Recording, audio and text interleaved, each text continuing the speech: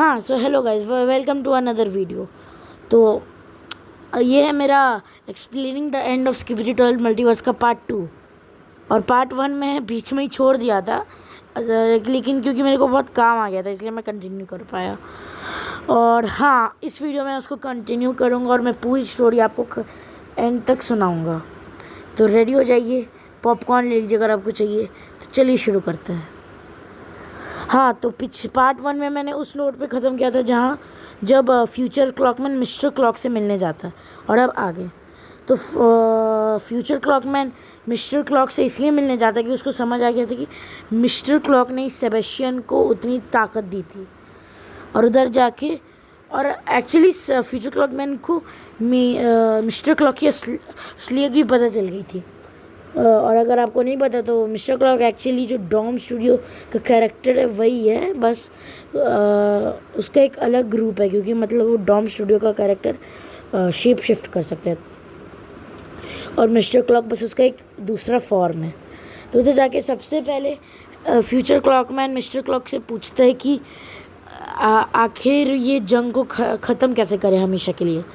तो mister clock कहता है कि वो उसको कुछ फ़र्क नहीं पड़ता क्या होता है, और वो एक क्लीशे एंडिंग चाहता है जहाँ पे एक विलेन जो कि सेबेस्टियन है वो असली में जीत जाए। लेकिन तब भी फ्यूचर क्लॉकमैन मिस्टर क्लॉक से प्रॉमिस कराता है कि मिस्टर क्लॉक जो किया वो किया, लेकिन अब वो और भी टाइमलाइंस में इंटरफेयर नहीं करेगा, जिसको मिस्टर क्लॉक मान जाता है कि ठीक है चलेगा। तो इधर सबसे पहला पार्ट ख़त्म होता है फ्यूचर क्लॉकमैन के प्लान का। अब दूसरा पार्ट शुरू होता है। सबसे पहले वो जाता है हैरल्ड के पास। हैरल्ड मतलब वही ज़ॉम्बी क्लॉकमैन जो कि मतलब ईथन के ग्रुप में था। उधर जाके वो हैरल्ड से कहते हैं कि मतलब उसको अपना पास्ट याद दिलाता है जो उसने अरेज कर लिया था। और अब मैं आपको हैरल्ड का पास्ट बताता हूँ। तो हैरल्ड एक्चुअली अपने यूनिवर्स का सबसे स्ट्रॉन्गेस्ट बीइंग था। वो इतना स्ट्रॉन्ग था कि कोई तो लड़ाई हुई थी चैम्पियन क्लॉक और 7 कुछ गॉडनेसेस के अगेंस्ट, ईवल गॉडनेसेस के अगेंस्ट, जिसमें उसके मतलब हैरल्ड के यूनिवर्स से हैरल्ड को भी बुलाया गया था।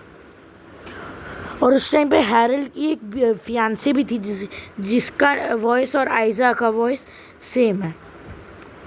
और एक्चुअली उसकी फियांसे ने हैरल्ड को जाने से रोका भी था, लेकिन हैरल्ड मानने वाला जैसा नहीं था और वो लड़ाई में चला भी गया।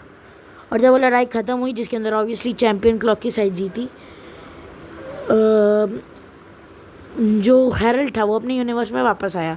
और उधर आके उसको एक सैड ट्रुथ के बारे में पता चला कि जब तक वो गायब था तब तक ज़ॉम्बी वायरस फैल चुका था, जिसके कारण फियांसे और बहुत सारे लोग उसके अर्थ के एक ज़ॉम्बी बन चुके थे जी। और ये देख के हैरल्ड सैड हुआ और वो पूरे कोशिश करने लग गया इस ज़ॉम्बी वायरस का क्योर बनाने, लेकिन अंत में उसके कोई क्योर नहीं बन पाया। अंत में उसने खुद को भी इन्फेक्ट कर लिया और उसको पता चला कि ज़ॉम्बीज़ देख तो सकते वो लोग क्या कर रहे हैं, लेकिन कुछ कर नहीं सकते। और ये एक दूसरे लेवल का ही सफरिंग है। और ये देखने के बाद हैरल्ड ने एक डिसीजन किया। उसने जो सारे ज़ॉम्बीज़ इंक्लूडिंग उसकी फियांसे सबको जान से ही मार दिया, जिससे और इसका दुख उसको बहुत गंदा पर जाके असर किया। इतना असर किया कि हैरल्ड ने खुद की मेमोरीज ही मिटा दी कि उसको दर्द ना हो अपने दोस्तों को छोड़ने का। हाँ, तो इसके बाद है तो प्रेजेंट में फ्यूचर क्लॉकमैन हैरल्ड से कहता है कि मतलब उस एलियन जो ब्लास्ट करने मतलब सीपेन कंट्रोल्ड एलियंस जो ब्लास्ट करने वाले हैं, जिससे पूरी मतलब अर्थ ही तबाह हो जाएगा मेन यूनिवर्स का, उसको बचा ले। और हैरल्ड मान भी जाता है, लेकिन इसमें एक छोटी दिक्कत है कि अगर कुछ भी करके इस एक्ट में सेबेस्टियन हार भी जाए ना, तब भी हैरल्ड का कुछ नहीं होगा, क्योंकि जो चैम्पियन क्लॉक का ऑर्डर है वो बस वही मतलब उन्हीं के लिए काम, वही डैमेजेस के लिए काम करता है जो कि सेबेस्टियन के कारण हुए थे। और क्योंकि वो ज़ॉम्बी वायरस सेबेस्टियन के कारण नहीं हुआ था, तो सेबेस्टियन को हराने से भी हैरल्ड का यूनिवर्स वापस नहीं आता।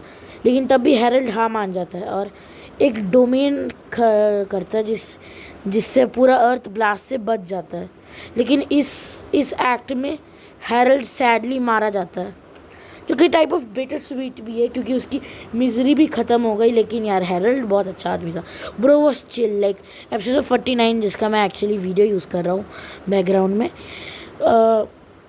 उसमें सेबेस्टियन जब उन लोगों की आराम से उन लोगों की बेइज्जती कर रहा था तब हैरल्ड पागल हुए जा रहा था कि भाई मैं सही था। हाँ तो अब क्या ही बोले, हैरल्ड बहुत अच्छा आदमी था, आदमी तो नहीं ज़ॉम्बी था। हाँ तो बैक टू द प्रेजेंट। अब दूसरा स्टेप भी ख़त्म हो गया था उसके फ्यूचर क्लॉकमैन के पार्ट का, अब प्लान का मतलब, और अब तीसरा और आखिरी पार्ट था। सबसे पहले फ्यूचर क्लॉकमैन जाता है बेंजामिन के पास, और बेंजामिन उस टाइम पे एग्जैक्टली उसी टाइम पे सब एक सेकेंड गाइस, हाँ एग्जैक्टली उसी समय पे अपना क्या बोलते हैं सब कुछ रिबूट करने वाला था।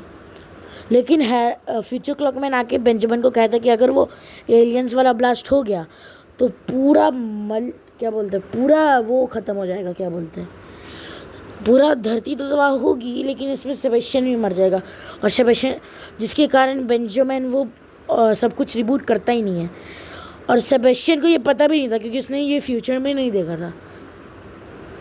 और इसके बाद सेबेस्टियन को जब पता चलता है बेंजामिन सब रिबूट नहीं कर रहेगा, तभी वो अपनी सील को खुद से तोड़ता है। क्योंकि माइंड यू कि इस बार ये जो सील उसने 49 एपिसोड में बनाई थी वो कोई चैम्पियन मतलब चीफ क्लॉकमैन ने नहीं बनाई थी, लेकिन खुद सेबेस्टियन ने बनाई थी, इसलिए तो वो ट्रैप्ड होकर भी बात कर पा रहा था और वो खुद को आज़ाद भी कर सकता था।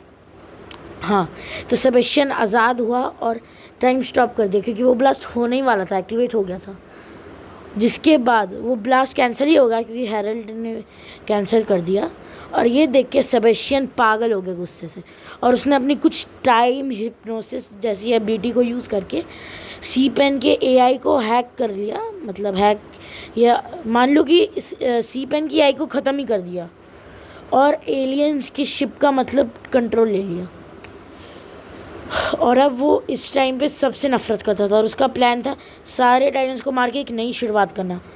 वही जैसे मतलब अवेंजर्स एंड गेम में वो थैनोस मेन विलेन का प्लान था,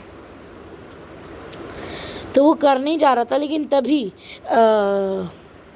उधर फ्यूचर क्लॉकमैन के प्लान का असली मोटिव शुरू होता है, मतलब मोटिव नहीं कहेंगे, असली असर शुरू होता है। तो और ये होता है कि बहुत सारे पोर्टल्स खुलने लग जाते हैं और गेस व्हाट उन पोर्टल से क्या निकलता है, अलग अलग मतलब पूरे स्किबिडी वर्स के अलग अलग फैन मेड से टाइटन्स निकलने लग जाते हैं। जैसे स्किबिडी वॉर्स से ट्राई टाइटन, मॉन्स्टर अप के ज़ॉम्बी अपोकलिप्स वाले से जी-मैन टॉयलेट, ये सब आने लगते हैं। और फिर इधर एक बहुत ही मेगा बैटल होती है, वो एलियन जिनको सेबेस्टियन कंट्रोल कर रहा होता है और पूरे स्किबिडी वर्स के टाइटन्स की। और भाई काश डॉम स्टूडियो इस फाइट को एनिमेट करता यार, मज़ा आ जाता। लेकिन अब क्या ही बोले, अब जो हुआ सो हुआ। तो और फाइट का एंड में हुआ ये कि बेंजामिन और सेबेस्टियन दोनों मर गए, जो कि मेरे को सैड लगा। मेरे को एक्चुअली बेंजामिन बहुत पसंद था और ये अजीब लगेगा, लेकिन मैं चाहता था सेबेस्टियन जीत जाए। आईडी के बाद मुझे कुछ चाहता था कि सेबेस्टियन जीत जाए, बहुत अजीब है, लेकिन कोई बात नहीं, आगे बढ़ते हैं।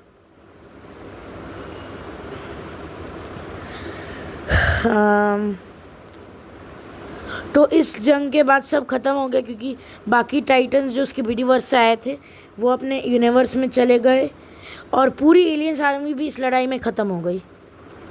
और इसके बाद जो बाकी टाइटन्स बचे थे, और हाँ एक और चीज़, इसमें सारे डॉम्स के टाइटन बने थे, डॉमिनेट टाइटन्स बने थे, जैसे केटजी, बेंजामिन और स्टीव, वो सभी मरे थे। और जो Titan cameraman, Titan TV man और टाइटन स्पीकर मैन थे वो ज़िंदा बच गए।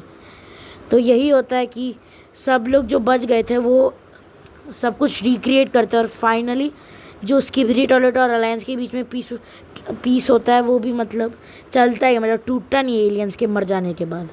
तो इसका मतलब बस वॉर ख़त्म और फाइनली इतने सैक्रिफाइसेस के बाद अलायंस को पीस मिलता है। और बाय द वे जो बाकी क्लॉक थे, वो जो बाकी क्लॉक एजेंट थे वो भी मतलब उस क्लॉक रेम में वापस चले जाते हैं।